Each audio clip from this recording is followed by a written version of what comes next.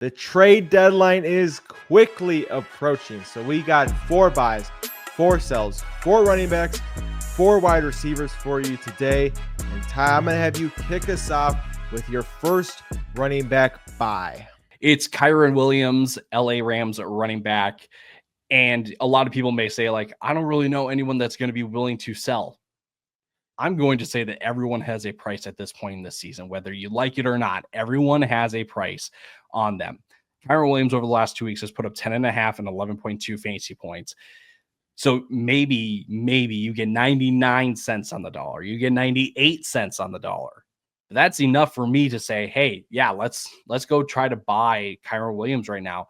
And even if the manager that has Kyren in your league isn't willing to sell him cheap at all, I'm okay paying straight up value or overpaying for Kyren Williams just because the dude is an absolute stud in his role in this Rams offense.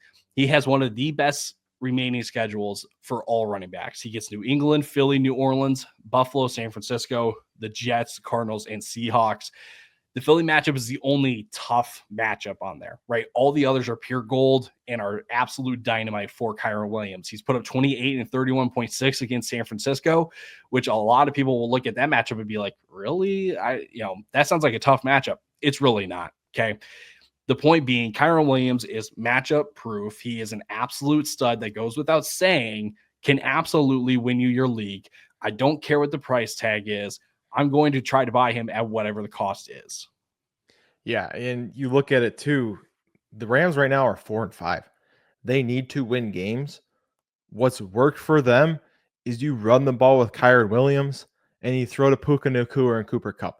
They're going to keep doing that all season long. Monday night against Miami, that was the anomaly of the season where he only saw 15 carries.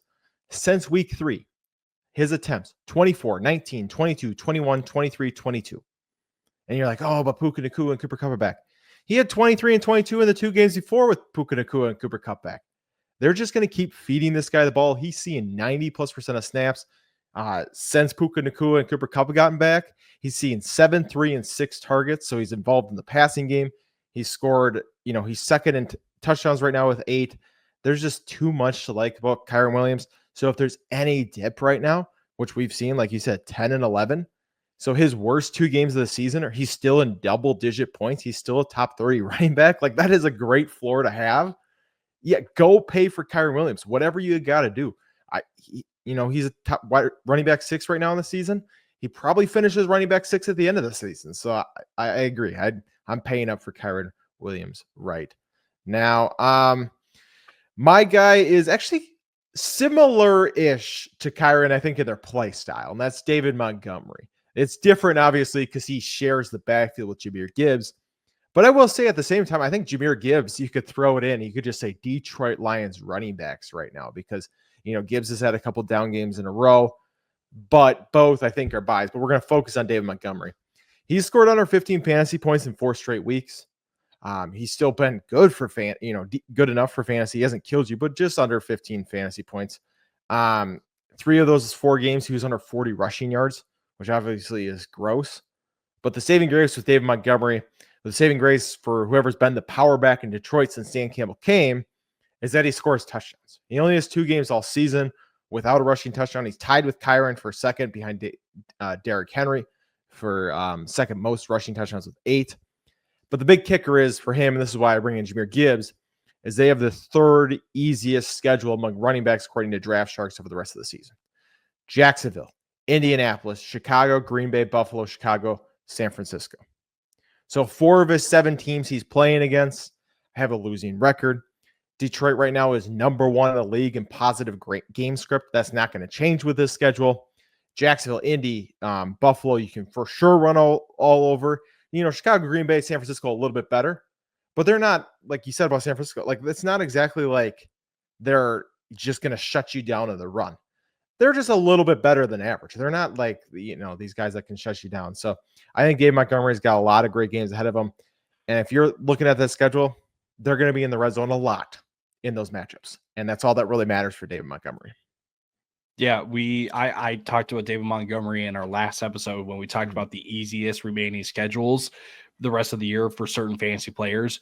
I brought up Montgomery as an honorable mention for the running backs because, again, of the matchups, but then we also kind of labeled it like a mini trade episode as well, because we were saying like, hey, the best way to set yourself up for success in fantasy football the rest of the year is to target the easiest matchups, right? So David Montgomery, you know the role, you know the offense. He may not have an insanely high ceiling anymore because of Jahmyr Gibbs, right? Like I think back to the first half of 2023, before Gibbs really kind of broke through in the offense, we don't have that ceiling anymore with David Montgomery. But Montgomery is kind of a lock at this point to give you like 13, 14 fantasy points on the week, because this team is bound to be in the red zone often. They're going to give him red zone touches. David Montgomery is an absolute, is an absolute target right now. And again, you may not think of him as a buy because of the ceiling that a Kyren Williams has. But if you just need a guy to give you points because you've got upside guys everywhere else, David Montgomery is absolutely your guy. No, 100%. 14.9 plus PPR points in 5 out of 9 games, 12 plus points in 8 out of 9 games, only one game under double digits. He's a great floor play who still has a decent enough ceiling to get you 18 to 20 fantasy points, which on a given week is at least a top 15 running back. So definitely like David Montgomery there. Ty, let's go to you with your wide receiver buy. And I got to admit, I'm glad you're on the train. I'm glad you're on it. And I know the reason why. I know why it's changed a little bit from the last time we talked about this guy, but I won't spoil it anymore. So who is your wide receiver buy? Well, I wouldn't even call it that. Like, I'm on the train with this one. It's just I'm looking at the external factors here, and I'm saying, well, why wouldn't I not at least try to go throw an offer out for Rome Odunze? I mean, there is over the last 3 years, we have seen a rookie wide receiver break out in the second half of the year. We saw Rashee Rice last year. We saw Amon-Ra St. Brown. It happens. And the question that we've briefly talked about Rome a couple times, whether it's in our short videos, like our minute long stuff and the podcast and stuff, but it's like, why can't Rome be that? And I think the answer, before Tuesday, November 12th was, well, because Shane Waldron is the play caller here. Well, newsflash, you already know this by now, but Shane Waldron is out. Okay. Thomas Brown is now the OC and the play caller in Chicago, which, if you don't remember, he was the offensive coordinator in Carolina last year under Frank Reich. So we do need to pump the brakes a little bit in terms of because at least Thomas Brown has not proven it to me that he is, a quality jump up from Shane Waldron, if that makes sense. Yep. But that being said, with the change in the play caller, there may be some changes to this offense that puts Rome Odunze in more advantageous spots, that puts him maybe, it elevates him in certain ways to be on the field more or to be targeted more often. And the price is just low enough at this point. It's like, just take the shot. Like, you're not giving up a whole lot to bring in a guy like Rome Odunze. So it's a low risk with a high reward possibility. Like, those are the kind of trades that, like, hey, if you're needing to build some depth and you're just needing a guy that can maybe, become a weekly starter in the second half of the year, it's Rome Odunze, right? So again, there's no there's no guarantee that Odunze breaks out or anything like that, but the chance is there. The opportunity is there. Definitely. And you guys talked about the Bears, yesterday, set one of the easiest schedules remaining for wide receivers. So you have that coming up. I think just any change right now from the Bears players is welcome. You just hear the offense talking, you watch them play. They all look defeated the second they walked on the field the last couple of weeks. So hopefully just a little bit of a spark, if anything, right? Even if the plays are similar enough, just a spark of, hey, you know what, some, energy coming back. Odunze, I talked about him on our second half of the winners episode, right? He's seeing, a great amount of, the first read options, or he's the first read targets in this offense. Target share has been improving. Yards per route run has been improving. So there's just a lot to like about Rome Odunze. And like you said, you're not paying anything for it. He is a buy low. He is a true buy low, because for some of you, it might just be a waiver pickup, honestly, at this point, right? That's how low it could be. But we know rookies get better over the second half of the year, especially when they have a good schedule. So I agree. I think Rome Odunze is definitely a good buy low. I'm going the opposite end of the spectrum. I'm going to an older wide receiver. I'm not sticking with a rookie. I'm going with a veteran. I'm going with Davante Adams. And Mr. Adams has a top 7 easiest schedule remaining on the season. But for me, what is really kind of getting me excited about him is we saw 11 and 13 targets each of the last 2 weeks, which means Aaron Rodgers is kind of just settling into the groove of, if I'm on the field, I look for Davante. I find Davante no matter what in all situations. Aaron Rodgers is second right now with the most attempts in the NFL, so he's throwing the ball a ton. So if he's going to throw a lot and his first read is going to be Davante Adams, the connection is just going to keep getting better. Last game, I'll admit, was just disgusting from these Jets. He had one completion more than 7 yards down the field, which is just abysmal. The fact that Aaron Rodgers isn't throwing the ball down the field. And I know that you might think, well, this season can get out of hand pretty quickly. Rodgers and Davante Adams are both worried about their legacy. So if this starts getting out of hand, it's going to be, how many targets can I give Davante Adams to pump up both of our stats before the season ends? If they start running the table, he's going to go to the guy he trusts the most. So I think Davante Adams has a lot of volume in his future. I'm not saying he's going to score a lot of touchdowns or anything, or this Jets offense is miraculously going to get better, but I think the volume is going to be enough where he's going to make a jump from what we've seen so far.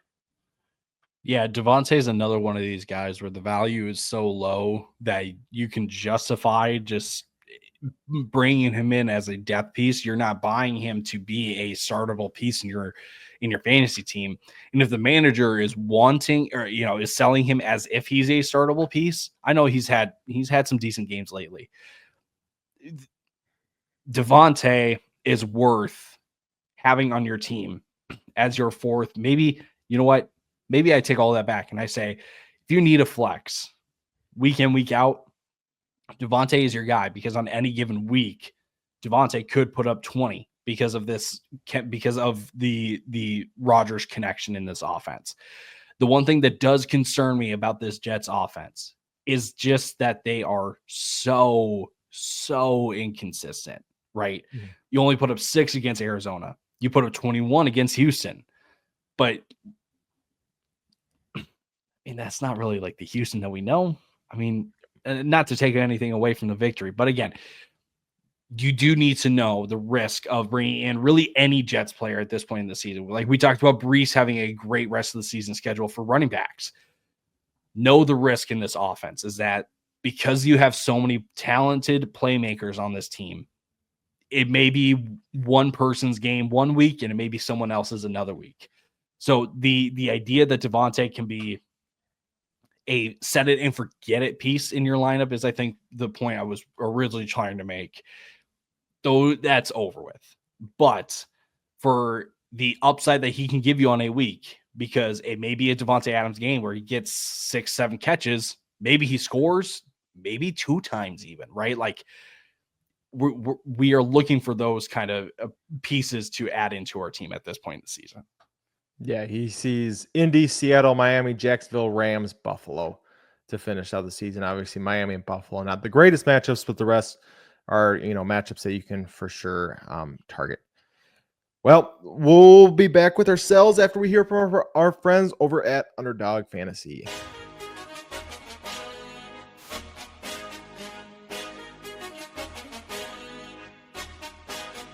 Today's podcast episode is brought to you by our friends over at Underdog Fantasy. Now, we love Underdog. It is the easiest place to play best ball formats, and they even have their own form of player props called Pick'em. You can make up to 20 times your money on a single night by correlating props together. 2 picks will triple your money, 3 will 6 times it, 4 will 10 times it, and 5 plays that all hit will multiply your entry by 20. You can even place insurance on your picks too, so if only 4 of your 5 props hit, you still get 10 times your entry. And if you use our code FELLAS when signing up, Underdog is going to double your first deposit up to $100.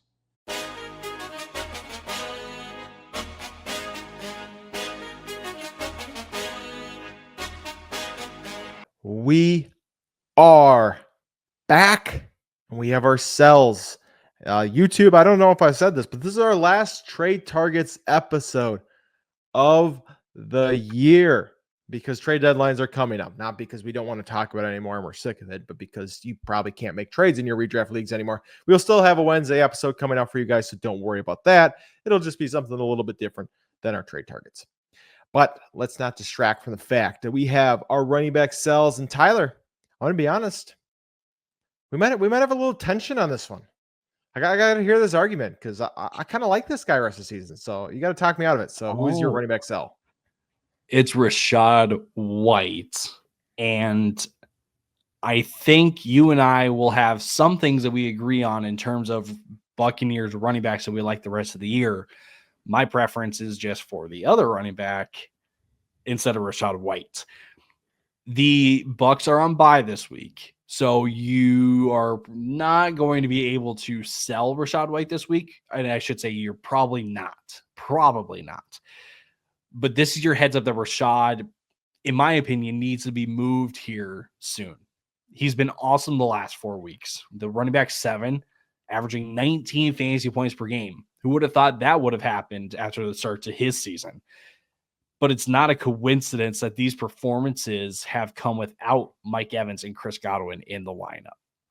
Obviously, Godwin's done for the year, but if Mike Evans comes back after the bye week from his hamstring injury, Rachaad's receiving work is likely going to take a massive hit, which is huge, which is a huge deal because 76% of Rachaad White's points over the last 4 weeks have come through the air. And if Evans misses more time after the bye, for me, in my opinion, it's all the more reason to sell because you'll be able to get more in return. I like Tampa Bay's schedule the rest of the year. We also talked about Tampa the rest of the year in our episode yesterday. My preference, though, is Bucky because when he's getting on the field, he's getting the ball. I think he is going to be the one that does not that his production is going to take it's going to take less of a blow than Rachaad White the rest of the year. So that's why I'm saying we should try to move on from Rachaad White at this point in the season. So my issue is just the receiving work. I think it continues even when Mike Evans is back because I think Chris Godwin is the guy that would more steal receptions from Rachaad White as the possession guy, whereas Mike Evans is more of a downfield threat. That was my worry. He's seen 61% of snaps the rest of the season. And I just can't get over how crazy that schedule is for them to finish out the year.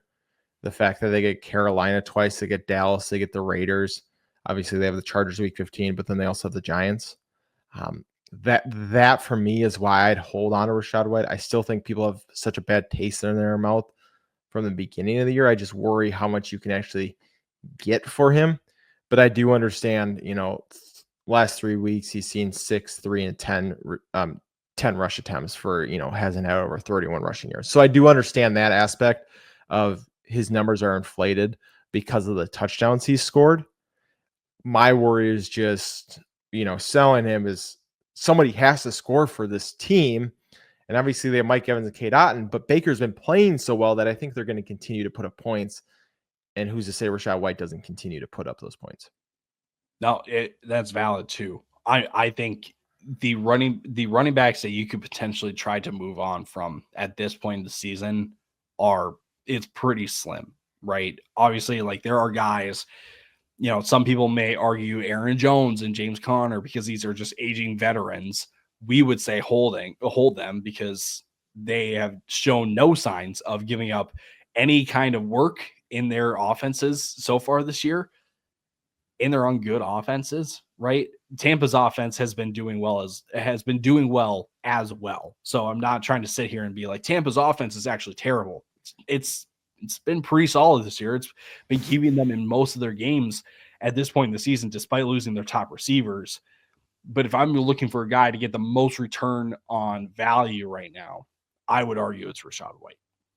No, that makes sense. So I understand. I think it's just, do you think the receiving work is going to be enough to continue to hold on to him? And do you think you can get the right price for him? I think that's just where the difference lies between us. Before I get to mine, again, Lucas would kill me because I've waited this far in the episode before I said it, but the 93% of you, subscribe. hit that button, right? You've been listening this long. I'm not going to give you the pitch. You've heard it enough times. 70% of our viewers are returning viewers. So you've heard it multiple times. Hit the subscribe button. Help us out. We're trying to make that push to over 2,000 subscribers. We're right there. We're like 20 away. So just help us get over that edge on our last trade targets video of the season. But my guy is Mr. Najee Harris. And we've talked about him a couple times as both a buy and a sell. Ty, again, I got to give you the flowers on Najee. You said he was a buy after week 5. I was like, you're a little crazy. Since week 5, he went 18, 16, 13, 11. He hasn't finished worse than the running back 16 on a week. So fantastic job. I just think it stops now. I think this is where it ends. His schedule coming up is absolutely brutal. Baltimore, Cleveland, Cincy, Cleveland, Philly, Baltimore, Kansas City in the championship game. If you want to be starting Najee Harris against Kansas City in the championship game, you're on something. You have no idea what's going on in the NFL season. I want nothing to do with that. In fact, he also plays Philly and Baltimore in the playoffs. Disgusting. The other thing I'm looking at, you look at his schedule. Those last couple of games, right? I just read you off, right? He's been playing pretty well. Teams he's played in that stretch: Vegas, Jets, Giants, and then Washington with, he only had 11 points. But the first 3 teams I named are not teams that are putting up points right now. They are bad offenses. If you don't think Baltimore, who he plays twice, Cincinnati, I'm not going to include Cleveland, even though they've been putting up more points, Philly and Kansas City aren't going to put up points against this team, and then he's going to be able to see 21-19 touches like he has been, you're wrong. They're going to put up points. These are going to be a little more high-scoring games. He's not going to get the same rush attempts. And over the last 4 games, he's seen 46, 49, 59, and 47% snaps because Jaylen Warren is coming back. He's not really seeing any receiving work. I just think with this schedule, with his lack of efficiency already, playing better run defenses, I just don't think we're going to see it from Najee Harris the rest of the season. It is worth noting, too, that coming out of their week 9 bye week, Najee Harris played 37 snaps in week 10, and Jaylen Warren played 35. It was a near split between those 2 guys in this game. Now, I don't think we can just automatically jump to the conclusion after just one game and be like, it's a split backfield the rest of the year. That being said, Najee is definitely the guy that they're using between the tackles. Jaylen Warren is getting on the field because of passing situations, which, look, I might be getting a little gullible here, but when I see Baltimore and Cincinnati and I see Philly and Kansas City, I see a lot of passing opportunity in those matchups. I don't see the traditional smack mouth or, I don't see the traditional AFC North matchups where it's just 16-14 and all those kind of matchups. So I agree with you. It's going to be tough. And really, I think this is the best way to say it. That Najee's going to get touches, but in these matchups, where are those touches going? I don't think that they're going to go very far. So at that point, with the minimal receiving work that he's probably going to be getting now at this point in the season because of Jaylen Warren, we're banking on touchdowns. Can he score still? Sure. Yeah. And this Pittsburgh offense can get inside the 5, and then it's Najee territory from there. Not really sure if I really want to bank on just touchdowns, though, the rest of the year. No, 100%. That's kind of what it comes down to. This last game against Washington. Washington has given up the 5th most rushing yards on the season, the 4th highest yards per carry. And Najee went 22 carries for 53 yards, 2.5 yards per carry. Yeah, that's gross. And Baltimore, Cincinnati, Cleveland, even Philly and Kansas City are all much better run defenses. I just don't see it looking very pretty for him rest of the season. Our wide receiver pass catchers, Ty, I'll admit you went a little more out on a limb than I did. I feel like I might have played mine a little safer. Yours is a little more risky. I agree with yours. But I got to say, I feel like this one could bite us in the butt if it, because this guy seems to do that sometimes. Well, he's done it before, but I just don't think the backlash that could happen for, if he hits the rest of the year is warranted because there is enough pointing against him at this point. It's Jayden Reed. According to ESPN, Jayden Reed is the wide receiver 2 in fantasy points over replacement, which means he is one of the highest overachievers and overproducers at the position for his usage. He is the wide receiver 13 right now on the year, on wide receiver 39 usage. That discrepancy is too large to ignore. His 66.2% snap share ranks 68th of all wide receivers. Okay. His one saving grace is that this Packers team utilizes 3 wide receiver sets enough, and that he's on, when he's on the field, he's targeted enough to still contribute then in fantasy. But I was like, interesting. 36 receptions, 47 targets on the year for Jayden Reed, which, first of all, having just 11 targets not caught this year, that's insane. Wild. For halfway through the year. That's insane. But his 36 receptions are tied for the lowest for a top 15 wide receiver at this point in the year since 2017, when T.Y. Hilton himself was the wide receiver 14 with 36 receptions. 36 receptions in general is the lowest since 2011, when Jordy Nelson, ironically another Packer, was the wide receiver 8 after 10 weeks with only 34 receptions. The biggest point on Jayden Reed, we're banking on big plays. They've been connecting all year so far. We cannot... We talk about touchdowns not being a sticky stat. There is no way to say that a big play is a sticky stat. I'm sorry. I think Jayden Reed is one of these guys where the perceived image and value of him is still high enough because you're like, wow, wide receiver 13, where I'm saying I don't want to deal with the risk that goes into every single week because of how limited he is compared to other receivers, in the top 15. Honestly, like these top 15 wide receivers too, they are on the field much more consistently. We've got guys already hitting 100 targets on the year too. Like, give me one of those guys. Give me something that's more consistent. It's going to give me more of a floor, because Jayden Reed, I'm not going to lie, I feel like there are going to be some games where, yes, he can give you 23. There are going to be other weeks where he only gives you 7. I'd rather take 13 and 18 every week. Yeah, and then that's the thing. It's just the variability. He's got 2 weeks inside the top 15 where he was the wide receiver 1 in week 1, wide receiver 2 in week 4, and then he has 5 weeks outside the top 40 wide receivers. It's just, the spread is crazy. He's only got 2 weeks with more than 5 receptions right now. He's got 5 weeks with under 60 receiving yards, and then he's got 3 weeks with over 100 receiving yards. So he really is the all or nothing, right? You're either getting 7 or you're getting 28. And so that's just what's scary. To me, that's what's been scary to you. And then obviously, these last 4 games, 53% snap share, 74%, 59%, 68%. It's just, we never know how much we're going to see him on the field. And obviously, big plays can happen, but to keep the efficiency and the big plays going at the same time is just really hard to do. I just don't know if you're sitting in your championship game, if you really want to go. I mean, obviously he's playing Minnesota, I think, the championship week. So maybe championship game, maybe it is a decent week, but leading up to it, right? Chicago, San Francisco, Miami, Detroit, even New Orleans, Seattle. It's like, I just feel like there's so much that can go wrong in those games where you're seeing 6 points and it kills you and you never even see the championship.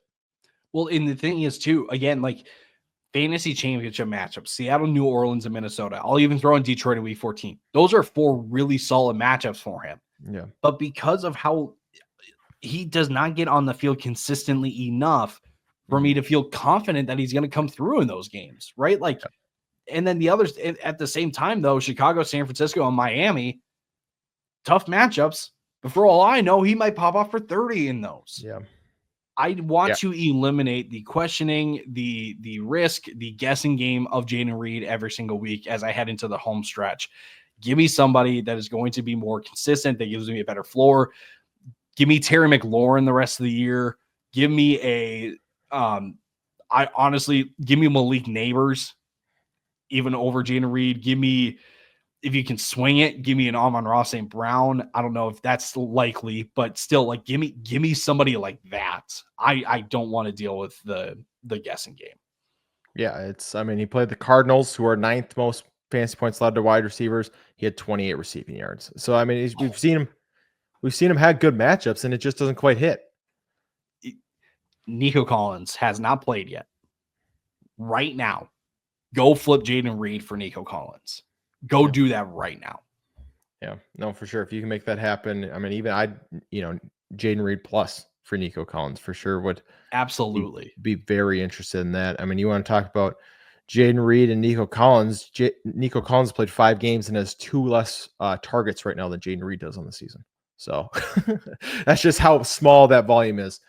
My guy, Cedric Tillman, he is my sell. And I'm going to be honest, it's a very similar reason. It is just huge volume that he's been seeing, which is why he was the wide receiver 1 from week 7 to 9 before he had this bye last week, averaging 22 points per game. 7 receptions, 11 targets, 85 yards and a touchdown. And I know what you might be thinking. Why would I sell high on the wide receiver 1 after Amari Cooper left? Jameis Winston's moving the ball down the field much better. It's what we want to see. I just think that the biggest issue with Cedric Tillman right now is the fact that they are throwing the ball at an unrealistic rate to continue. In Jameis's 2 full games before the bye, he threw the ball 97 times. He was averaging 43 pass attempts per game. And that's just not something that's going to happen. Cedric Tillman, over those last 3 weeks, like I said, great volume, averaging 11 targets a game, 33 targets. Elijah Moore has 27. Judy has 25. And Njoku has 28. So it's not like he's on an island and he's the only one that's getting targets. No, he's just having to find the end zone each week, and they're throwing at an unrealistic rate. So if that comes down, it's not like, oh, we're going to just see the Cedric Tillman show. No, Judy, Elijah Moore, and Njoku are all going to get theirs. I think they continue to throw, but they also have the 5th hardest schedule for wide receivers the rest of the season. New Orleans, Pittsburgh, Denver, Pittsburgh, Kansas City, Cincinnati, Miami. So you got a good matchup against New Orleans and Cincinnati, and that's it. I'm not excited about the rest of the schedule, and it's just like we've seen him burst for 3 weeks. We've seen we saw Elijah Moore burst for 4 weeks in his rookie season, and then kind of come back down to earth. But I feel like we've seen guys have really hot weeks. Get rid of him. Don't have the headache that is the Cleveland Browns right now. I agree. It is unfortunate because Cedric Tillman has really kind of popped up out of nowhere, been a consistent startable piece the last 3 weeks before their bye week. You maybe get 1 good week with him now against New Orleans. But I can literally tell you his quarterback matchup in each of these games. He's going to get Joey Porter Jr. against Pittsburgh. He's going to get Pat Surtain against Denver. He's going to get Trent McDuffie against Kansas City. Against Miami, he's going to get Fuller or Jalen Ramsey. Cincinnati is like the only game where you're like, you know what? Like, he could do something there because he did already go for 8 and 12 for 81 yards against them earlier this year. I really don't. Yeah, sell. This is the sell of hey, this is where you're going to trick people and be like, hey, look what he's been doing. Mm-hmm. Look at what he's been doing. Don't look ahead just yet. No, look at what he's been doing, because it's about to get ugly here really quick. And I think so many people hold on to this hope that they're like, we talk about Rome Odunze could potentially be this guy. Then they go, oh, we've seen it for Cedric Tillman now for 3 weeks. I know he's not a rookie, but he is the second half, and it's just like, he just doesn't have the schedule for it. He's not the only guy on this team seeing targets. It's just, there's too much working against him where I'm not buying into that narrative. Well, that wraps up our last trade targets video of the season. Of course, this is something we will continue year after year. We've gotten a lot of feedback that you guys really enjoy these, so we are thankful for that. We have our starts and sits coming out tomorrow, and then we'll be back with 3 brand new episodes next week. I think we got top 15 running backs and wide receivers next week for the rest of the season. Some little tier rankings, so that should be exciting. A can't miss episode, as they say. So make sure you're can't miss week. Can't miss week. Multiple episodes. Exactly. Thank you, Ty. But yeah, make sure you're hitting that subscribe button, following us, Fantasy Football Fellas on YouTube. You can also follow Fantasy Football Fellas TikTok and Facebook. If you want to follow me and Ty personally on the X, I'm at Camel FFF. Tyler is at Tyler _ Plath. Word. We're you see that? FFLs over. I know. I struggle with that too because it's reversed on you. FFLs over on the X for us. The FFLs on Instagram. Fantasy Football Shorts if you want our short form on YouTube. But make sure you're following us everywhere. We are glad that you stuck it out with us for this one, and we will see you guys tomorrow for starts and sits. Deuces. Deuces.